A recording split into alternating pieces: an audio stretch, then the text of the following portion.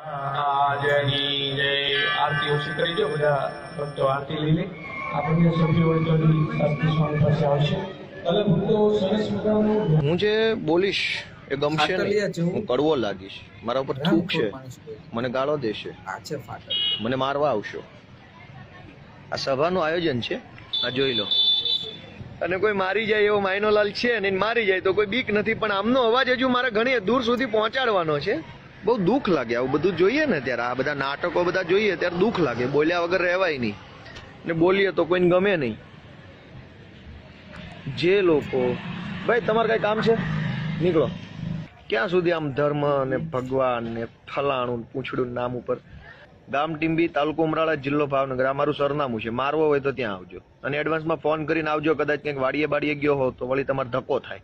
હિન્દુત્વના ઠેકેદારો જે હોય કે જેનું હિન્દુત્વ દુભાઈ ગયું હોય, સંસ્કૃતિ આખી ભાંગીને ભૂકો થઈ ગઈ હોય, એ લોકો મહેરબાની કરીને કાં કાલે બપોરે 11 વાગ્યા પછી ફોન કરજો અને કાં અત્યારે 1 વાગ્યા પહેલા ફોન કરજો.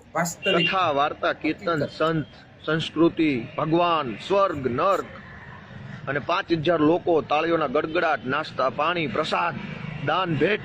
ક્યાં સુધી આમ ધર્મ ને ભગવાન ને ફલાણું પૂંછડું નામ ઉપર. અને મને કાલે જે ફોન કરીને ગાળું દેવા વાળા હોય ને, મહેરબાની કરીને અત્યારે ફોન કરી લેજો. હું મોડો જાગું છું એટલે મારી ઊંઘ બગાડતા નહીં, મહેરબાની કરીને. એટલે જે લોકોને કોઈ તકલીફ થઈ હોય, લાગણી દુભાવ તત્વો હોય, હિન્દુત્વના ઠેકેદારો જે હોય કે જેનું હિન્દુત્વ દુભાઈ ગયું હોય, સંસ્કૃતિ આખી ભાંગીને ભૂકો થઈ ગઈ હોય, એ લોકો મહેરબાની કરીને કાં કાલે બપોરે 11 વાગ્યા પછી ફોન કરજો અને કાં અત્યારે 1 વાગ્યા પહેલા ફોન કરજો. ગામ ટીંબી, તાલુકો ઉમરાળા, જિલ્લો ભાવનગર. આ મારું સરનામું છે, મારવો હોય તો ત્યાં આવજો અને એડવાન્સમાં ફોન કરીને આવજો. કદાચ ક્યાંક વાડીએ બાડીએ ગયો હો તો વળી તમારે ધક્કો થાય. આમાં લાગણી દુભાવા વાળા બધા તૈયાર જ બેઠા છે, તરત દુભાઈ જશે અને આવશે મારા ઘરે. ફોન આવશે ગાળો બોલતા બોલતા. હિન્દુ હોય મુસ્લિમ હોય બધામાં આ જ છે. ઠીક છે, જવા દો ભાઈ, જાજુ બોલવામાં કઈ મજા નથી. કોઈક અહીંયા લાઈવ વિડીયોમાં આવીને માથું ફાડી નાખશે મારું. ડર તો નથી, પણ હજુ ઘણો અવાજ ઉઠકવાનો છે. ઘણા અવાજો દિલ્હી, ગાંધીનગર અને ઉપર સુધી પહોંચાડવાના છે. એટલે જીવવાનો થોડોક મોહ છે, બાકી જીવવાનો આમ કોઈ મોહ છે નહીં.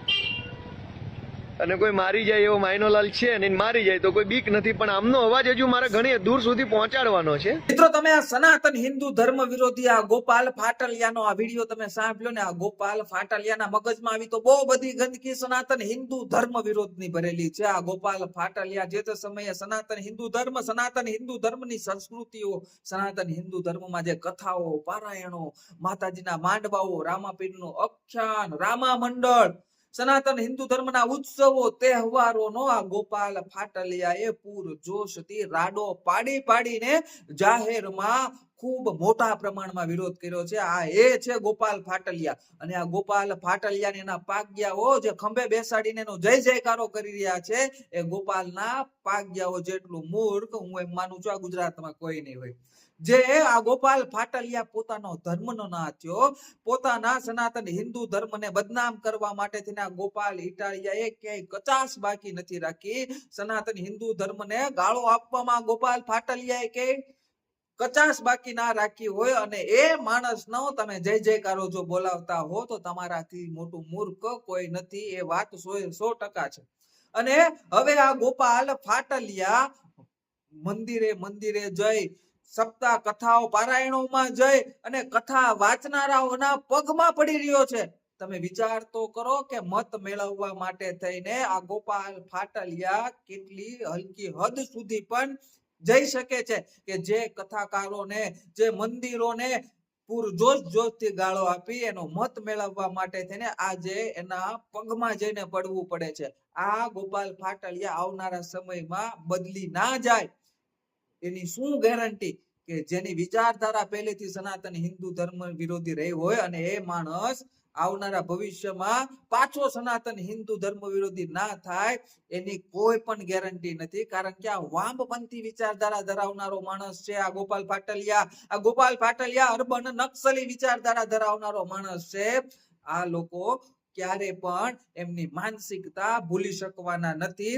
આ તો સત્તા મેળવવા માટે થઈને લોકોને ગુમરાહ કરવા માટે થઈને, ગુજરાતની જનતા, ખેડૂતો, યુવાનોને ગુમરાહ કરવા માટે થઈને આ ગોપાલ ફાટલિયાએ આ વેશ પલટો કરેલો છે. પરંતુ આ ગોપાલ ઇટાલિયાની હકીકત જાણો, આ ગોપાલ ઇટાલિયાનો આખો ભૂતકાળ જાણો, તો આ ગોપાલ ફાટલિયાએ જે રીતે ગંધ ફેલાવેલી છે, એ ગંધની દુર્ગંધ આ ગોપાલ ફાટલિયા જ્યાં સુધી જીવે ત્યાં સુધી જઈ શકે તેમ નથી. એટલી દુર્ગંધ આ ગોપાલ ફાટલિયાએ ફેલાવેલી છે. અને આ ગોપાલ ફાટલિયાનું સમર્થન કરનારામાં અમુક જે હિન્દુઓ છે એમને પણ આંખો ખોલવાની જરૂર છે કે આ માણસ પોતાના પરિવારનો નથી થયો, પોતાના સનાતન હિન્દુ ધર્મનો નથી થયો, તો આ ગોપાલ ફાટલિયા તમારો કે દિવસે થવાનો છે. આ વાત જો અત્યારે સમય છે નહીં સમજી જાવ ને, તો આવનારા સમયમાં તમારે પસ્તાવાનું જ આવશે. જેમ આપણે અગાઉના સમયમાં જોયું કે જે મુગલો હતા એ પોતાની સાથે બહુ મોટી સેનાઓ લઈને નહોતા આવ્યા, પરંતુ આપણા જ લોકોનો ઉપયોગ કરીને આટલા વર્ષ સુધી રાજ કર્યું. અને અંગ્રેજો પણ હજી તો 200-250 વર્ષની જ વાત કરો, 100 વર્ષ પહેલાની વાત કરો, તો અંગ્રેજો જે રીતે આવ્યા હતા તો એ થોડા લોકો જ આવ્યા હતા. પરંતુ આ ગોપાલ ઇટાલિયા જેવા આ ગોપાલ ફાટલિયાને સમર્થન કરનારા લોકો અત્યારે આપણે જોઈએ છે, તો એ વાત સમજમાં જરૂરથી આવી જાય કે એ સમયે પણ જયસંધો હતા અને આ સમયે પણ જયસંધો આપણી સામે જીવી રહ્યા છે અને આપણે એને ઓળખવાની જરૂર છે. આ ગોપાલ ફાટલિયા પોતાના સનાતન ધર્મનો ના થયો તો એ તમારો થવાનો છે.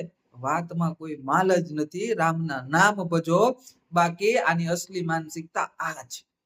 અને હજી સમય છે, સમજી જજો. મિત્રો, તમે હજી સુધી આ પેજને ફોલો કે લાઈક ના કર્યું હોય તો આમને ફોલો કરી લેજો અને આ વિડીયોને શેર કરી દેજો.